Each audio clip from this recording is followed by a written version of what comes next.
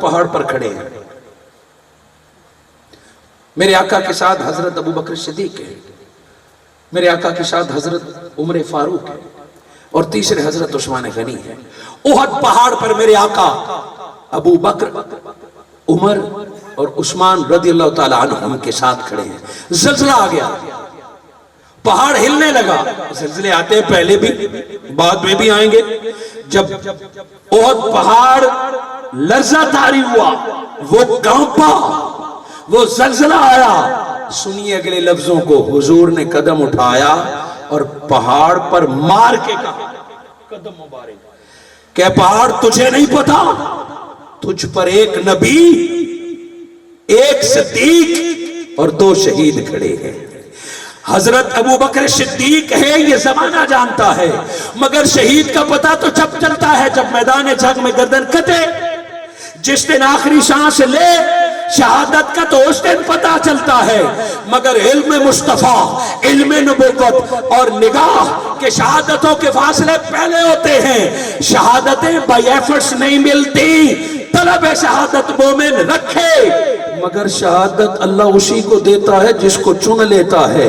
मेरे आका उमर की शहादत को भी जानते थे और उस्मान गनी की शहादत को भी जानते थे। हुजूर ने फरमाया, ए पहाड़ रुक जा, तेरे ऊपर एक सिद्दीक और 2 शहीद खड़े हैं। फिर वक्त ने साबित किया कि हजरत उमर भी शहीद कर दिए गए और हजरत उस्मान गनी भी शहीद कर दिए गए। इसी तरह दीगर रिवायात भी हैं। और मेरे आका ने हजरत इमाम हुसैन अलैहिस्सलाम की शहादत का बताया। इसकी इनफिरादियत यह है कि इमाम हुसैन को शहीद करने वाला कोई काफिर की जमात से नहीं होगा, कोई दीगर मजहब वाला नहीं होगा, कलमे का लिबादा उड़ा हुआ होगा उसने। हुजूर सल्लल्लाहु अलैहि वसल्लम ने सन भी बता दिया, जगह भी बताई, और मेरे आका ने 60 हिजरी से पनाह मांगने का हुक्म दिया कि 60वीं हिजरी से पनाह मांगो। और फिर कुरैश के उन ओबाश नौजवान की हुकूमत से पनाह मांगो। जब वो लफंगे और उबाश बैठेंगे तो उम्मत का बड़ा नुकसान करेंगे। शहाबा दुआओं में 60 हिजरी से पनाह मांगते थे कि ए अल्लाह 60 हिजरी के फितनों से बचा। और वो 60 हिजरी आई और एक बदबख्त अपने वालिदैन के माथे का कलक इक्तदार पे बैठा और 61 हिजरी में नबी की आल को ज़बह करके रख दिया है। हजरत इमाम हसन अलैहिस्सलाम ने हजरत मुआविया से सुलह की, और ये भी हदीस पाक में है। उस सुलह से भी उम्मत मोहम्मद गालिब आए।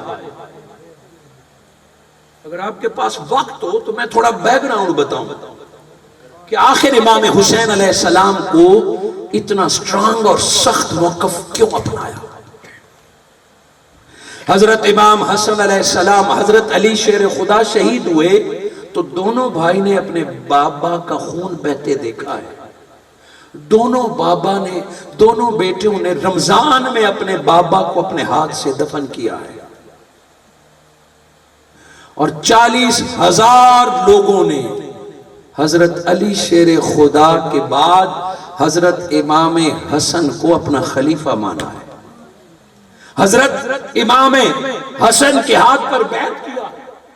जब हक 4 यार का नारा लगता है तो हमेशा मेरे दिल में एक सवाल उठता है कि वो यार खिलाफत रास्ता में तो 5 है, तो फकत 4 का नारा क्यों लगता है। लेकिन हमारे बुजुर्ग लगाते आ रहे हैं, तो बुजुर्गों की वजह से हक 4 यार, नारे खिलाफत रास्ता 5वें तन पे खत्म होती है, हजरत इमाम हसन पे खत्म होती है। मगर फिर दिल को तसल्ली देते हैं कि जिसने ये नारा बनाया है उसने हसन और अली को एक जाना है। फिर भी मुस्बत लोग हैं, मुस्बत बातें सिखाई हैं। हम जख्म नहीं ढूंढते, हम गलतियां और गलतफहमियां नहीं ढूंढते, हम मोहब्बत ढूंढते हैं कि शायद नारा लगाने वाले ने अली और हसन का जमाना एक जाना है। वगरना है 5 तन खिलाफत में भी उधर 5 तन पाक अहले बैठ के, और अगर मोहब्बत की निगाह से देखे तो कोई कहे नारे खिलाफत, تو کہنا چاہیے حق پنج یار، حق پنج یار، وہ بھی 4 نہیں ہے 5واں ہے، چلو 5واں علی کا بیٹا ہے 7 مان لیا، 4 کو بھی دل سے قبول کر لیا۔ حضرت امام حسن علیہ السلام نے اپنی خلافت کا اعلان کر دیا 40,000 لوگوں کے مطالبے پر اور ان کے ووٹ پر، شورا پر آپ نے اعلان کیا، اور 1 لاکھ لوگ آپ کے پاس آ گئے۔ اس 1 لاکھ، وہ لاکھ صحابہ تھے، اس میں کچھ تابعی تھے، انہوں نے حضرت امام حسن کو مانا۔ تو اس مملکت اسلامیہ کے دوسرے کنارے میں شام میں ان کو بھی لوگوں کی ہدایت حاصل تھی، حضرت معاویہ نے بھی اعلان کر دیا، وہاں بھی لوگ ساتھ تھے مسلمان، یہاں بھی تھے۔ ضروری بات ہے کہ کسی کی نیت بری نہیں ہوگی، مگر درمیان میں منافق موجود تھے، درمیان میں دین دشمن موجود تھے، حضرت ابوبکر صدیق کے راہ میں روڑے اٹکانے والے، حضرت عثمان غنی کو شہید کرنے والے، حضرت عمر فاروق سے چلنے والے، حضرت علی شیر خدا پر حملہ کرنے والے، یہ کلمہ گو تھے۔ فتح مکہ کے بعد دین اسلام ایسے غالب تھا کہ کسی باہر والے کیسر و کسرا کو جرأت نہ تھی، بڑی بڑی حکومتیں تھی، مگر اسلام کو کوئی آنکھ اٹھا کے نہیں دیکھ سکتا تھا۔ مصطفیٰ خود غالب کر گئے، یہاں پگڑیاں پہن کے اسلام کی صفوں میں لوگ آ گئے، داڑیاں رکھ کے صحابہ کی صفوں میں لوگ آ گئے، اور ہمیشہ لڑاتے جھگڑاتے رہے۔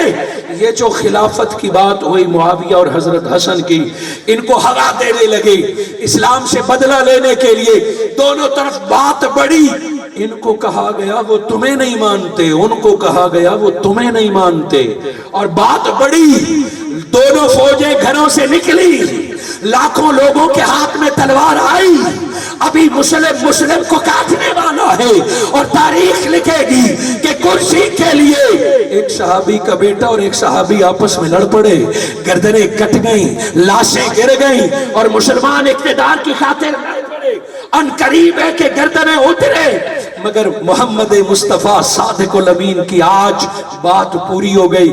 حضرت حسن اور حضرت امیر معاویہ آمنے سامنے آ گئے، درمیان والوں کو نکال کے جب دونوں چچا بھتیجا سامنے بیٹھے، بات ہوئی، قربان جائے حضرت حسن کے کلمات پر آج وہ لکھے ہوئے ہیں، آج وہ موجود ہیں، اور ان کے اصل کی بھی کاپی موجود کسی نہ کسی صورت میں موجود ہے۔ حضور صلی اللہ علیہ وآلہ وسلم کے نواسے حضرت امام حسن اور حضور کے صحابی حضرت معاویہ کے درمیان جو صلح نامے پر دستخط ہوئے، اصل میں میرے آقا کی بات پوری ہونی تھی، حضور کی مکی زندگی کی آج بات پورا ہونا تھا، جو لکھے کئی شکوں میں ایک شک جو تھی کہ چچا معاویہ، اہل بیت کو اقتدار کی لالچ نہیں، اور ان کو کیسے اقتدار کی لالچ ہوگی کہ جن کو 2 جہاں کا سردار بنا دیا گیا ہے، زمین پہ بیٹھ کر جن کو جنت کی حکومت دے دی گئی ہے، کیا وہ چند 100 کلومیٹر کی حکومت کی خاطر مسلمانوں کا خون بہائیں گے؟ نہیں نہیں، کبھی نہیں۔ آل مصطفیٰ سے کبھی ایسی توقع مت رکھنا، یہ شیطان کا وسوسہ ہو سکتا ہے، یہ نفس کا خدشہ ہو سکتا ہے، مگر حسین اقتدار کے لیے نبی کا خون نہیں بہا سکتا۔ حضرت امام حسن نے حضرت امیر معاویہ کو کہا چچا ایک ہی خدشہ ہے کہ آپ کے آس پاس ایسے لوگ موجود ہیں کہ جن پہ ہمیں اعتبار نہیں، یہاں ہم سے وعدہ کیجئے کہ اقتدار آپ کے پاس ہوگا، نظام مصطفیٰ کا چلتا رہے گا، نظام قرآن کا ہوگا۔ حضرت امیر معاویہ نے حلف دے کے کہا کہ اے علی کے بیٹے حسن، معاویہ وعدہ کرتا ہے جب تک معاویہ زندہ رہے گا نظام مصطفیٰ کا چلتا رہے گا، کوئی نیا قانون نہیں بنے گا، کوئی قرآن کے۔ حضرت امام حسن کے لبوں پر مسکراہٹ آ گئی اسی ایک وعدے سے کہ زندگی کا مقصد ہی نفاذ قرآن ہونا چاہیے، نظام مصطفیٰ ہونا چاہیے، مصطفی انقلاب کی بقا ہونی چاہیے۔ اگلی بہت ساری شکیں ہیں جو آج کی گفتگو سے متعلقہ نہیں ہے، میں آپ کا وقت زیادہ لے بیٹھوں گا، مگر میرا جی جو چاہتا ہے کہ سارا خطبہ سنا دوں، وہ سارا اسلام سنا دوں جو میری آنکھوں کے سامنے ہے۔ ان میں ایک یہ تھا کہ چچا معاویہ، ان لوگوں نے میری خاطر تلوار اٹھائی ہے، یہ علی کے چاہنے والے ہیں، یہ علی کے صاحبزادوں کے ساتھ کھڑے ہیں، یہاں سرکاری ضمانت ملنی چاہیے کہ علی کے چاہنے والوں کے وظیفے بند نہیں کیے جائیں گے، ان کو نوکریوں سے نہیں نکالا جائے گا، ان کے جان مال کی حفاظت کی جائے گی۔ حضرت امیر معاویہ نے اس کا بھی وعدہ کیا۔ اصل اور ماحصل جو سنانا چاہتا ہوں، جس پر حضرت امام حسن اور حضرت معاویہ کی صلح تمام ہوتی ہے، کہ آج بڑا سمجھ کے اقتدار حسن آپ کے حوالے کرتا ہے، مگر آپ وعدہ کیجئے، لکھ کے دیجئے کہ آپ کے بعد اقتدار دینے کا اختیار پھر آل مصطفیٰ کے پاس آئے گا، پھر ہمارے پاس آئے گا۔ حضرت امیر معاویہ نے بغیر کسی جھجک کے اس بات کو تسلیم کر لیا۔ معاہدہ ہو گیا، حضرت امام حسن سے اپنے ناراض ہو گئے کہ ہم مر مٹ جاتے، آپ نے صلح کیوں کی ہے، آپ پیچھے کیوں پلٹے، مگر امت خون خرابے سے بچ گئی، زبانے کے ہنسنے کے چانس ختم ہو گئے۔ حضرت امام حسن پلٹ گئے مسجد نبوی کی طرف، اور حضرت امیر معاویہ نے حکومت شروع کر دی۔ میں زیادہ گہرائی میں نہیں جانا چاہتا، چونکہ کف لسان کا حکم ہے۔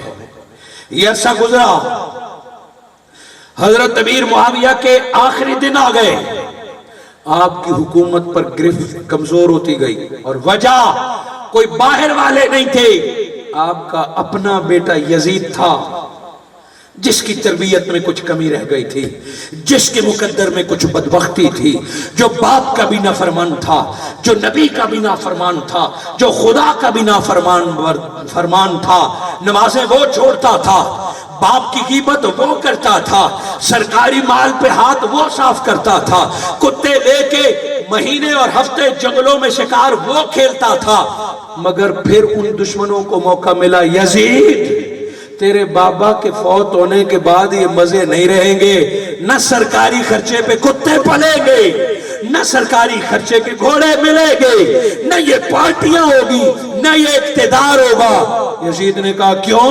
کہا تیرا بابا لکھ کے دے چکا ہے کہ معاویہ کی وفات کے بعد اقتدار علی کی آل کے پاس جائے گا۔ بس اس دن سے یزید نے حکومت کے خواب دیکھنا شروع کر دیے، اپنے ہم شہن لوگوں کو بابا کے کابینہ میں شامل کرتا رہا، ان مفاد پرست ٹولے نے حضرت امیر معاویہ کو گھیرے میں لے لیا، حتیٰ کہ زمانے معاویہ سے بھی یزید کا اعلان کرا دیا، بس یہی وہ چاہتا تھا۔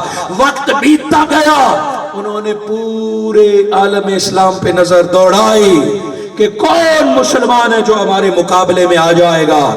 کسی کو دولت سے خرید لیں گے، کسی کو ڈنڈے سے ڈرا دیں گے، کسی کو زمین کا لالچ دیں گے، مگر کچھ ہستیاں زمین پر ایسے بھی ہیں جن کے خون میں خوف نہیں ہے، جن کے نسب میں لالچ نہیں ہے، جن کے پاس جنت کی سرداری ہے، وہ زمین کے کیا ٹکڑے لیں گے۔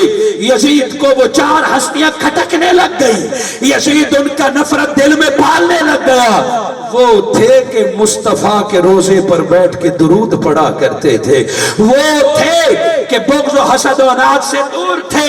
یزید کے دل میں اشتہا نفرت کا بڑھتا رہا، آخر حل نہ نکلا تو یزید مردود نے حضرت امام حسن علیہ السلام کو زہر کھلا دیا، اور حضرت امام حسن خود فرماتے ہیں مجھے کئی بار زہر دیا گیا، مگر جو آخری زہر کھلایا گیا وہ اتنا شدید تھا کہ آنتیں کٹ کے پخانے کے ساتھ باہر آ گئی، اور جگر میدہ کٹ کے کہہ کے ساتھ باہر آ گیا۔ اتنا شدید زہر کھلایا گیا، خون نچڑ گیا، بدن پیلا ہوا، پھر سبز ہو گیا۔ آپ نے دیکھا ہے کہ جب کوئی اچانک پتھر لگے، ڈنڈا لگے تو سب چمڑا سبز ہو جاتا ہے، نو آپ میں سے کئی لوگوں نے دیکھا ہوگا۔ اگر آپ پر نہیں بیتا کہ چمڑا یا چہرہ سبز ہو جاتا ہے، نیلا پیلا ہو جاتا ہے، وہ اس حصے سے خون جب بالکل ختم ہو جاتا ہے، خون ہو تھوڑا ہو تو جلد پیلی ہوتی ہے، اور خون بالکل نکل جائے تو جلد سبزی مائل ہو جاتی ہے، گرینری آ جاتی ہے اس میں۔ حضرت امام حسن کا چہرہ گرین ہو گیا۔